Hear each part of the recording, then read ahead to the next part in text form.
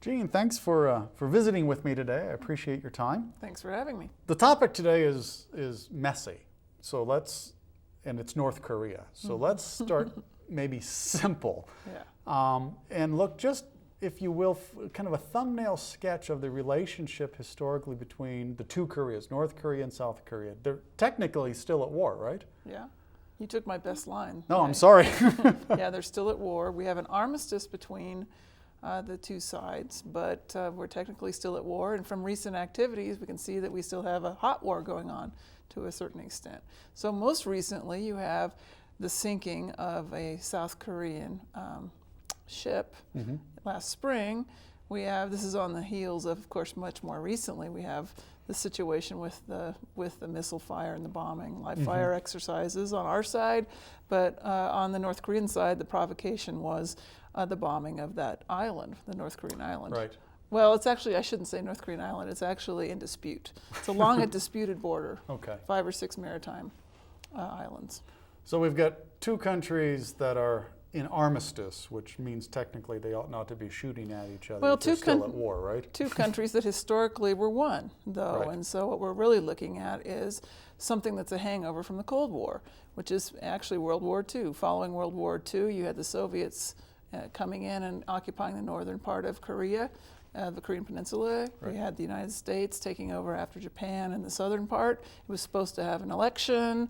It led to the Korean conflict later on when we had the Cold War kind of heat up, in a sense, Right. the competition between the United States and the Soviet Union. And so in many ways, it's really that which has shaped the current relationship. Two very different regimes, democratic South Korea, Right. a really Stalinist regime with Kim Jong-il in North Korea. All right, so we've got that, right? But then we can make it more complicated. And really to understand, I think we have to. So we drag in, as you've already suggested, the United States.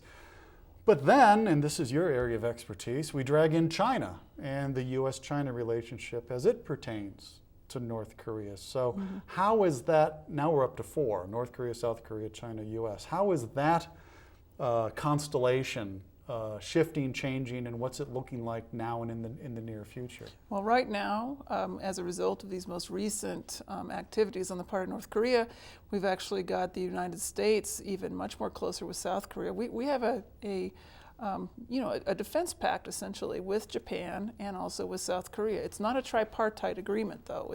We have one with South Korea. Okay. We have one with Japan. Now there's some talk about whether there's going to be cooperation among the 3. The reason we don't have the 3 interacting there, of course, is because Japan historically occupied Korea. Koreans don't trust the Japanese. But these activities on the part of North Korea potentially bring the 3 of us closer together. Now that really concerns the Chinese, because the Chinese not only, also you have the history there with Japan. China is one of the largest trading partners with South Korea, so it's an extremely complicated situation. And anytime you get destabilization on the North Korean side or on the South Korean side or on the Korean Peninsula, it actually starts upsetting the whole economic apple cart in East Asia. So there are both interests in terms of cooperation, but there are concerns about and different feelings about North Korea. The historic ally for North Korea is China. Now, to understand North Korea, if that is possible, it seems that we have to go not bigger but smaller. We have to talk about Kim Jong-il. The first thing we have to think about in terms of North Korea is we don't know very much. It's a Stalinist regime. It is cut off from the rest of the world, and so there's an awful lot of speculation. The best sources of information about Kim Jong-il, as well as the country itself, are from people who defect. Right. So we have to keep that in mind. I would say, yes, it's a dictatorship, and so knowing about Kim Jong-il is very important.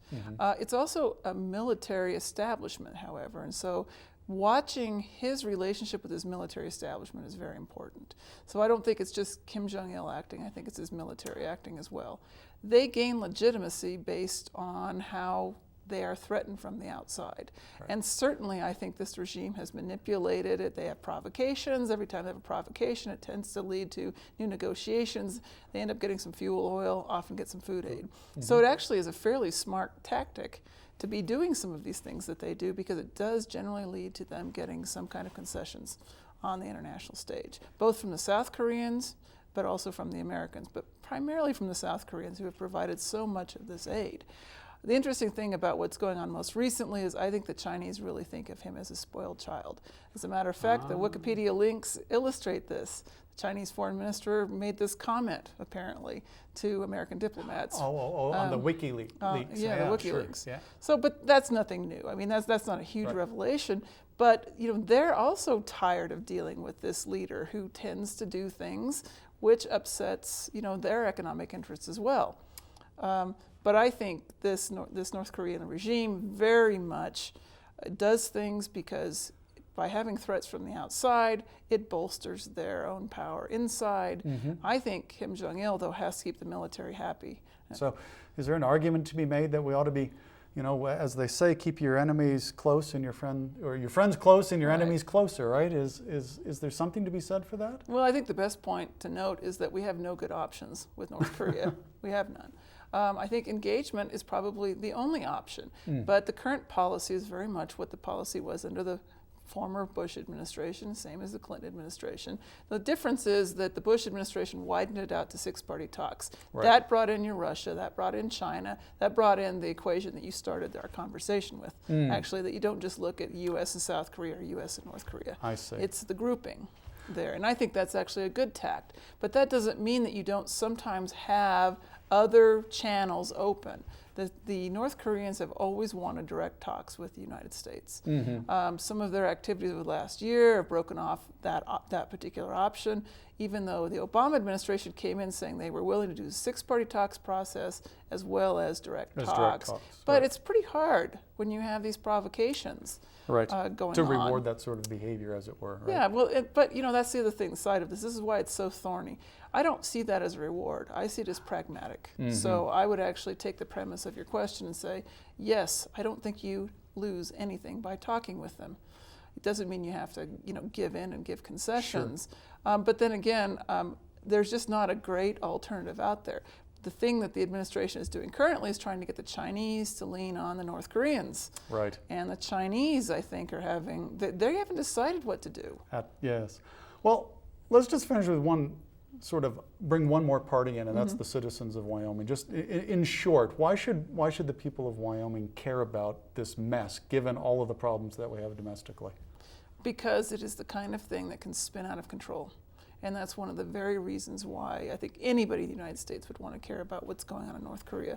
But that actually kind of goes back to your earlier question. Why do you want to engage with them? Because you want to have some kind of communication, even if it's professors visiting, and that kind of activity does go on. You want to know something about what they're doing. You want to try to be able to, if it does escalate, how do you respond to it? Because if it escalates, then it can lead to a nuclear conflict. It's the most volatile place in the world.